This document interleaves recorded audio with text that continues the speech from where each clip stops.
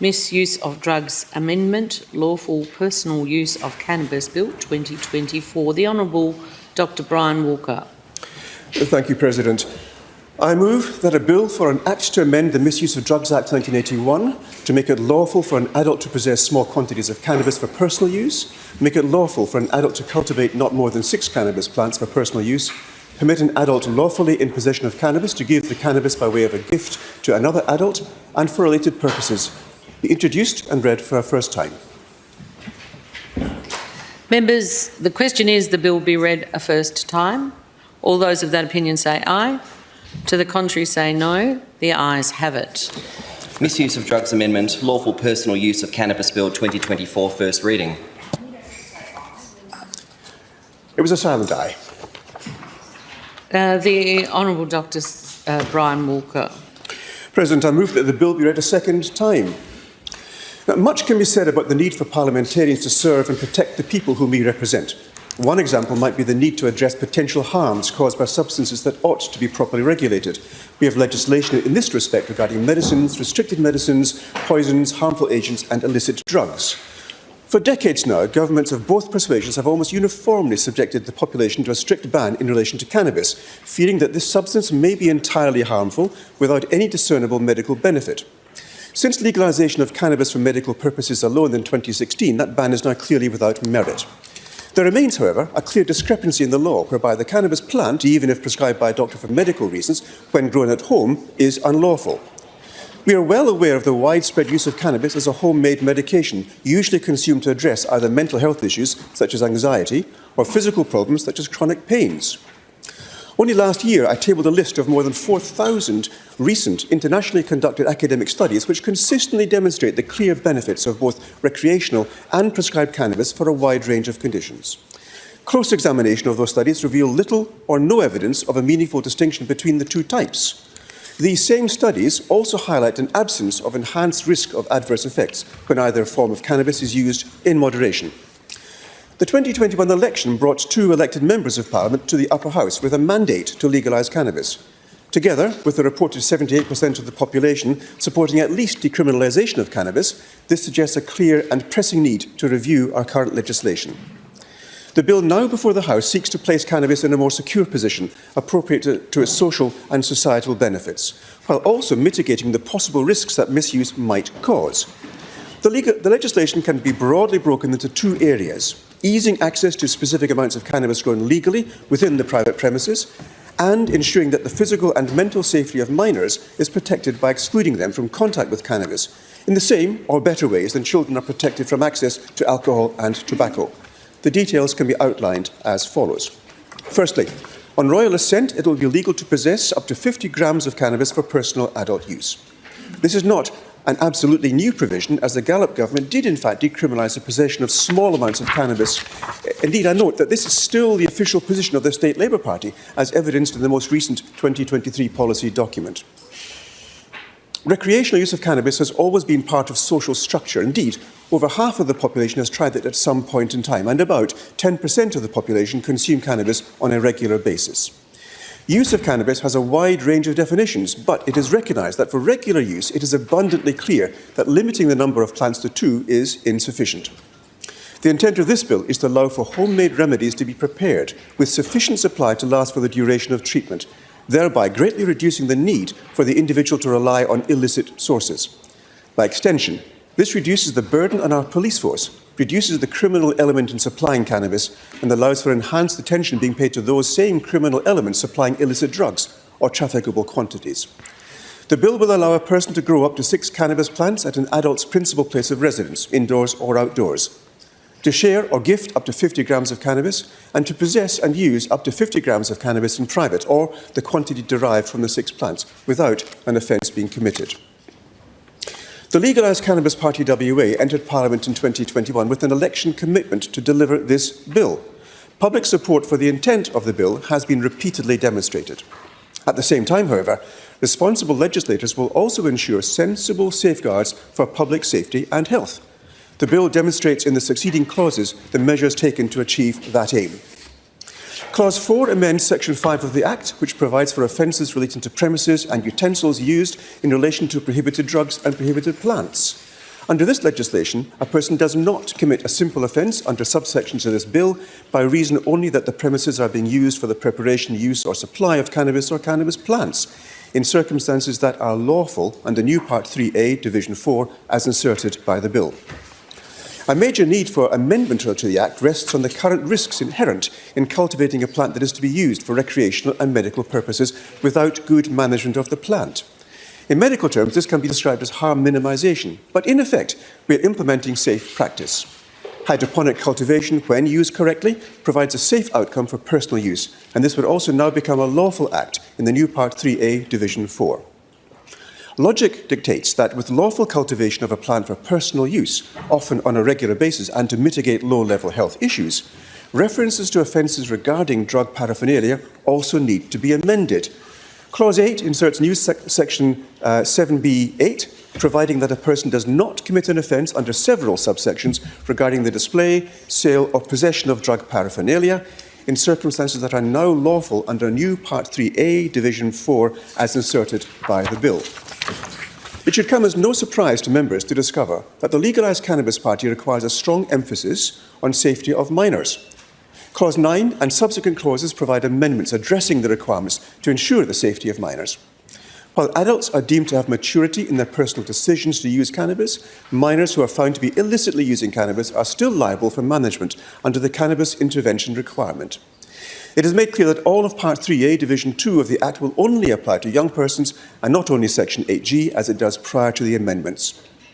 In particular, the bill in Clause 15, inserting the new Section 8MG1, confirms that it is an offence for an adult to smoke cannabis so that a young person is either passively exposed to or actively can smoke or inhale the smoke or fumes of the cannabis.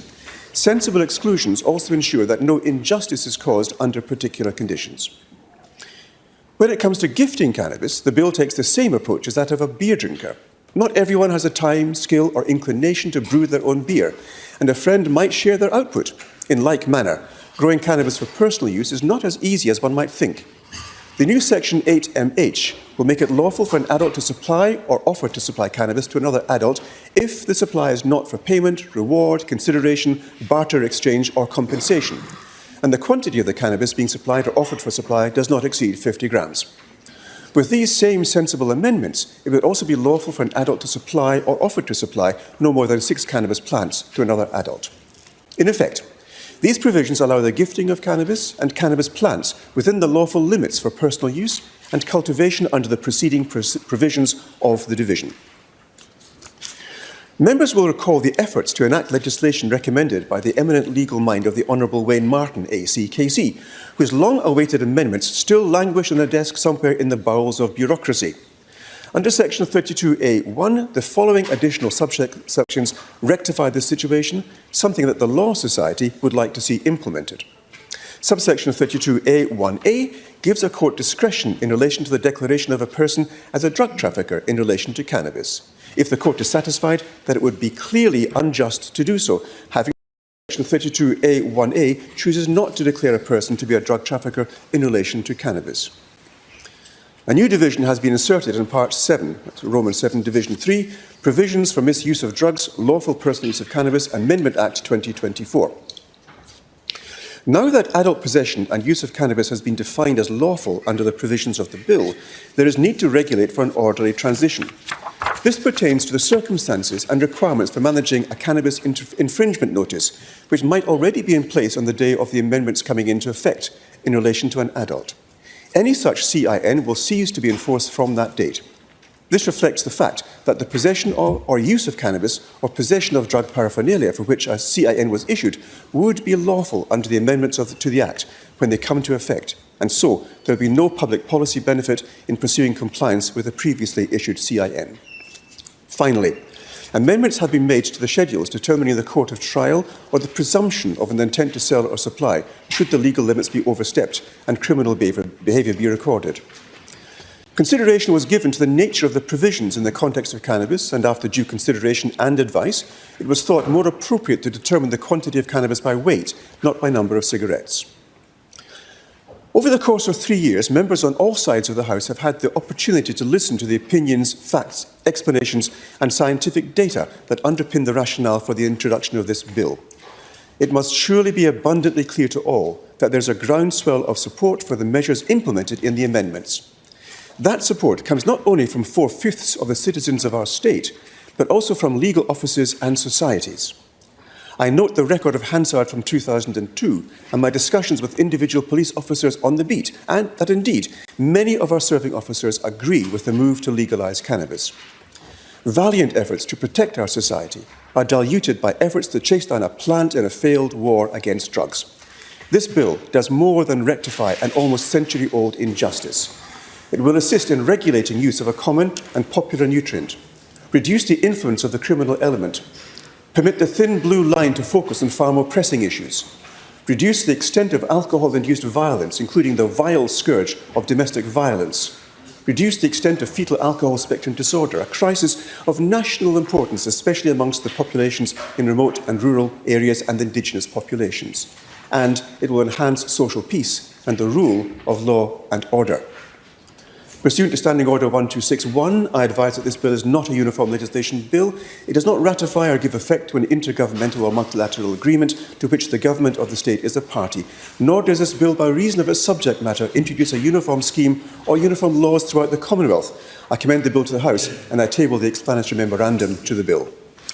That explanatory memorandum is tabled and debate on that bill stands adjourned. Members, we move to item 2 of non-government business, Legalise Cannabis Referendum Bill 2024. The Honourable Sophia Mormont.